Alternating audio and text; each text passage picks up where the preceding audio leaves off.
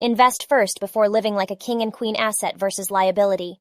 Dad, may I speak with you? Go ahead. Among all my classmates, I am the only one without a car. It is embarrassing. What do you want me to do? I need a car. I don't want to feel odd. Do you have a particular car in mind? Yes, Dad. How much? 200,000 pesos.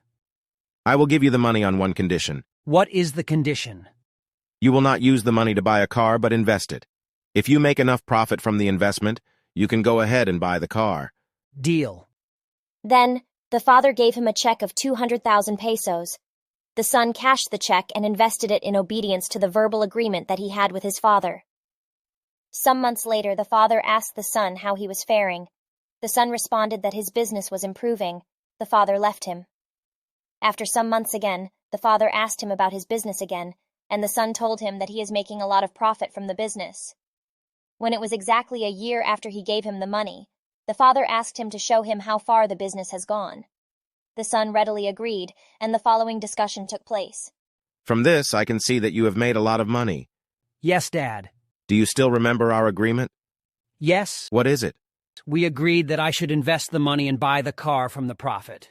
Why have you not bought the car? I don't need the car again. I want to invest more. Good. You have learnt the lessons that I wanted to teach you.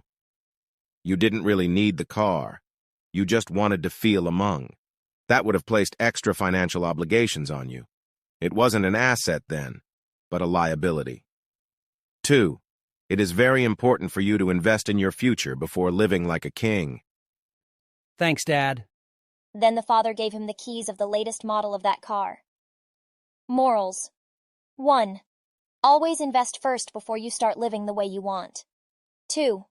What you see as a need now may become a want if you can take a little time to get over your feelings. 3. Try to be able to distinguish between an asset and a liability so that what you see as an asset today will not become a liability to you tomorrow.